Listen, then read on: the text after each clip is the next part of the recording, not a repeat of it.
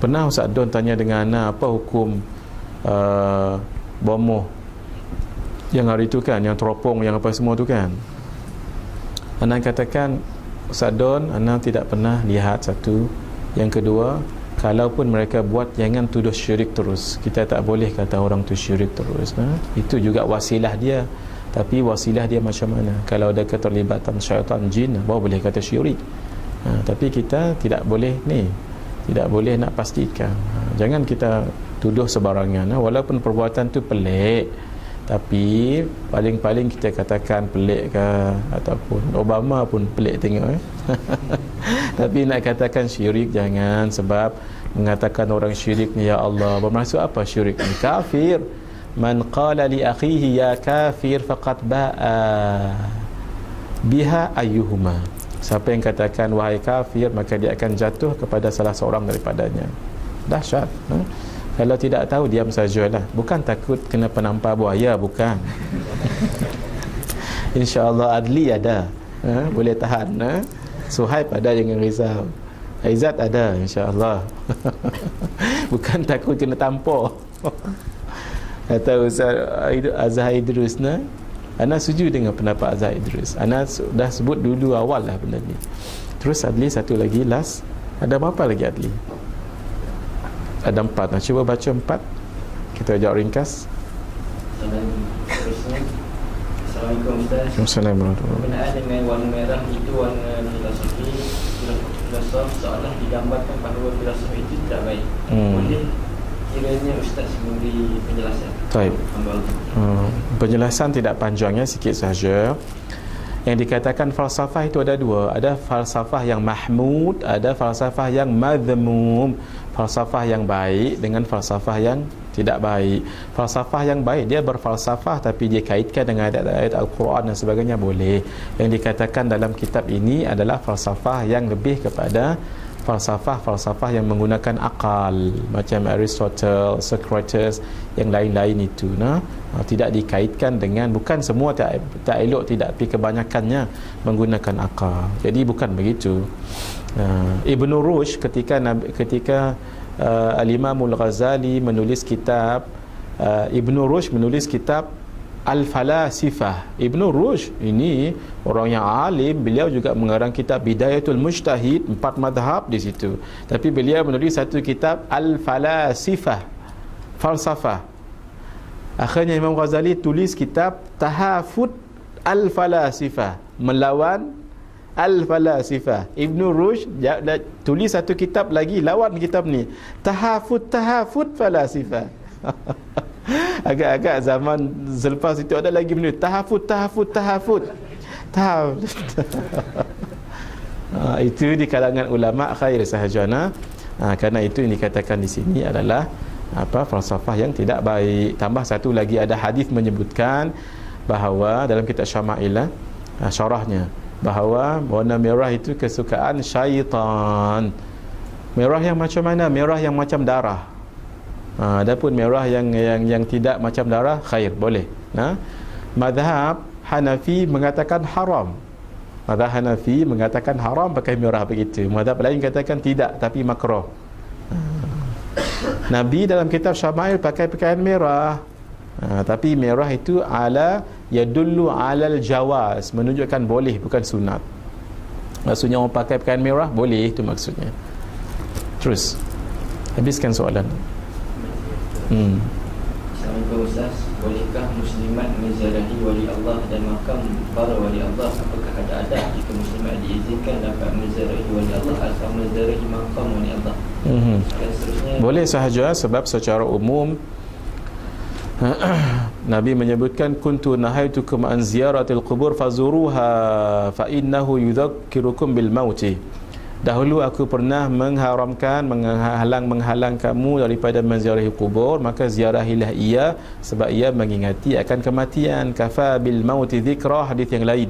Cukuplah dengan mengingati mati, itu akan menjadi satu peringatan yang baik.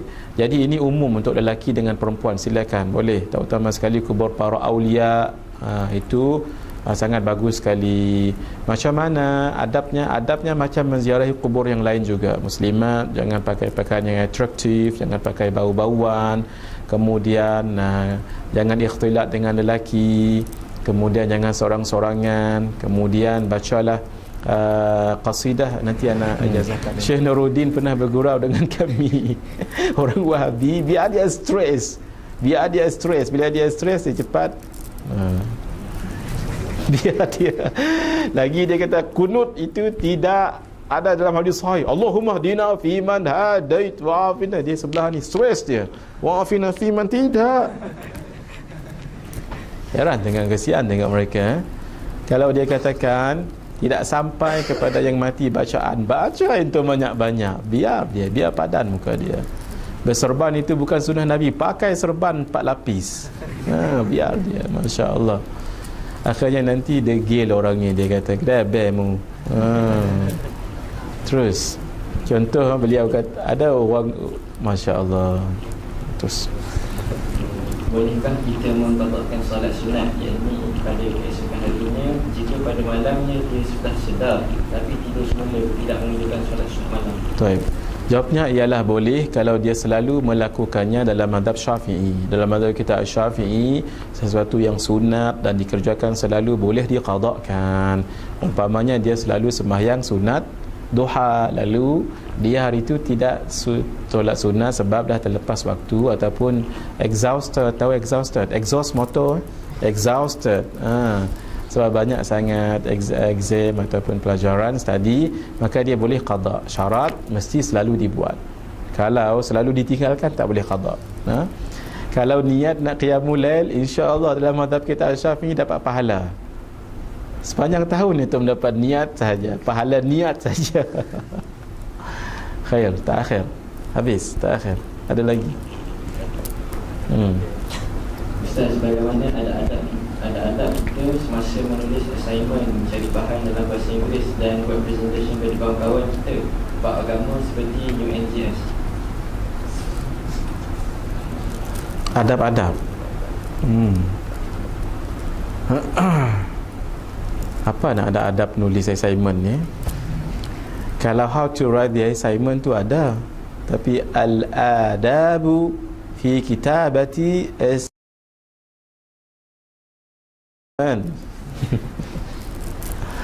Nah, seperti yang lain juga. Kalau ana dengan student ana mesti ada bismillahirrahmanirrahim, alhamdulillahirabbil alamin sampai akhir.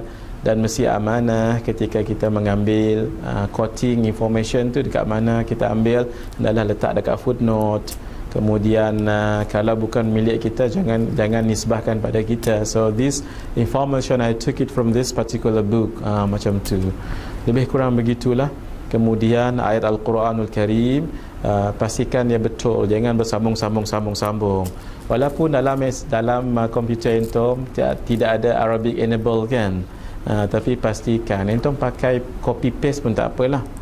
Tapi kalau lari juga entum pakai picture supaya dia tidak lari. Kalau tidak, ya Allah, bertunggang langgang dia punya bahasa Arab tu kan. Kita pun ya Allah, kesian tengok, bukan silap dia, silap komputer.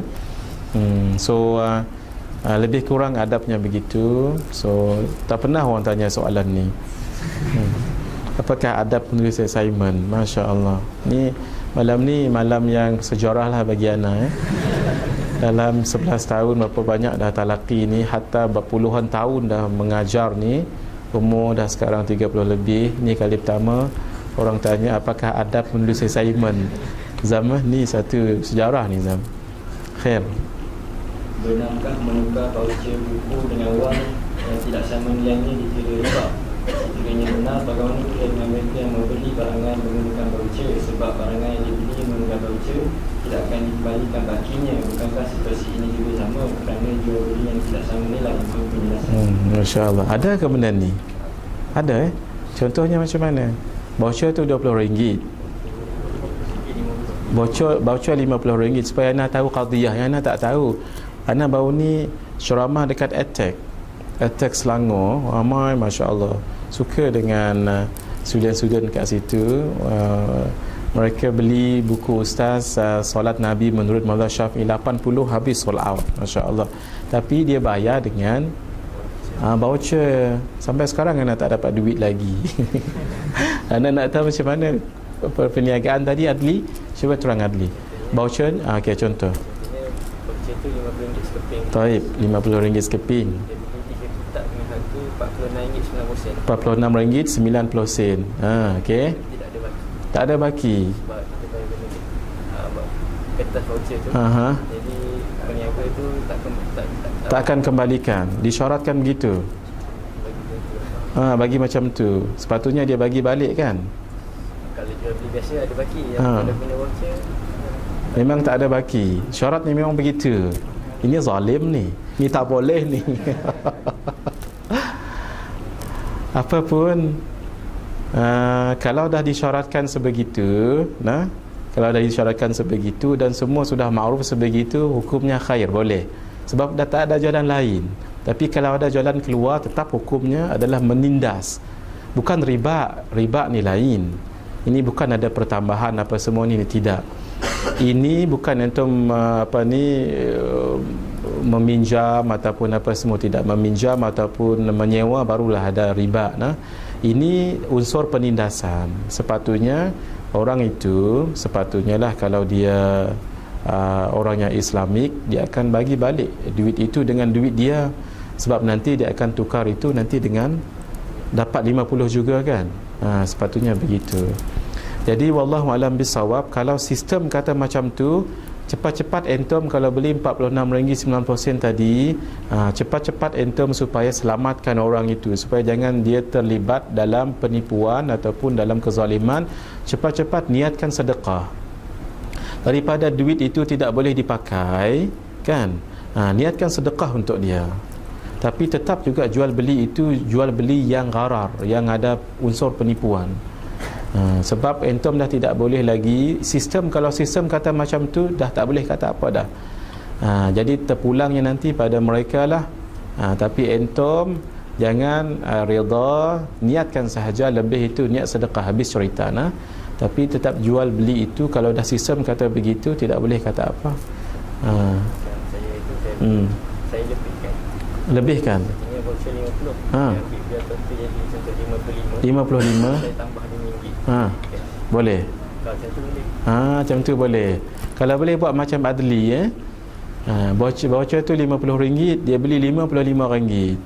Jadi dibayarnya bagi voucher RM50, kemudian dia tambah RM50, tambah RM5. Tapi jangan Adli bagi dan tak tambah, teruk lagi penjual itu. Jadi kita nak tolong. Ana tidak tahu konsep. Tapi kalau konsep dah disebut begitu, entom tidak berdosa. Jual beli entom sah, tapi yang berdosa siapa? Kerajaan. Sebab tak boleh nak bagi itu. Sepatutnya kalau ana jadi penjual, ana akan bagi duit entom lebih. Ana akan ambil voucher tu. Tapi jual beli itu sah. Sebab entom dah tak boleh kata apa. Entom dikira sebagai darurat sebab entom berada dalam sistem. Kalau entom boleh mengubah sistem, tak apa. Tapi daripada 50 itu terhangus begitu saja, tak mau ana, rugi juga. Buat tapi bukan dalam keadaan redha. Untuk selamat entom. Ana tak faham sangat tentang voucher ni. Habis. Last, ni last sekali. Dua lagi, biar ana baca supaya ana dapat ni. Kalau Ustaz Azhar dia best, dia yang baca sendiri. Pernah orang tanya, Ustaz Azhar boleh jawab semua soalan? Dia kata, kamu bukan tahu. Dia kata, yang tak boleh jawab masuk kat sini. Ada lagi tak? Ana tak, insyaAllah anda akan jawab semua. Bismillahirrahmanirrahim. Bagaimana pula adab masuk ke dalam surah Musalla? Seperti mana masuk dalam masjid, kaki kanan, kemudian baca doa, kemudian ikhlaskan hati, kemudian niat i'tikaf. Syukran, cantik tulisan ni. Adakah sama dengan masjid? Sama. Sebelah ada soalan, ada arahan sebelah, baca sebelah. Mohon Ustaz komen berkenaan pandangan Ustaz Don yang menjadi isu semenjak 2 menjak ini. Ana dah jawab tadi dan Ustaz Don dengan cerita Ustaz Don, dia seorang yang sangat baik dan seorang yang menghormati, dan selalu dia call Ustaz kalau ada permasalahan hukum, dia call Ustaz. Ustaz, Ana nak tanya tentang adakah satu berdosa jika kita tidak dapat untuk menjaga adab dengan guru hingga menyinggungkan hatinya? Naam. Kalau sampai menyinggungkan hati guru, kita berdosa, sebab kita sepatutnya berterima kasih dengan guru. Jangan singgungkan hatinya. Kalau disinggungkan, dalam mohon maaf segera. Dan juga sebab takut tidak barakah. Dan juga adakah jika adab kita dengan Al-Quran itu kurang, maka akan mengakibatkan dan dia memberi kesan pada hari-hari yang kita lalui. Mohon penjelasan daripada Ustaz. Naam, setiap sesuatu yang dilanggar nanti pasti akan ada kesannya. Setiap sama juga, kalau kita jaga adab pasti akan ada kesan yang baik selepas itu. Setakat ini saja dulu. InsyaAllah kita sambung malam ni, terlebih sikit masa sebab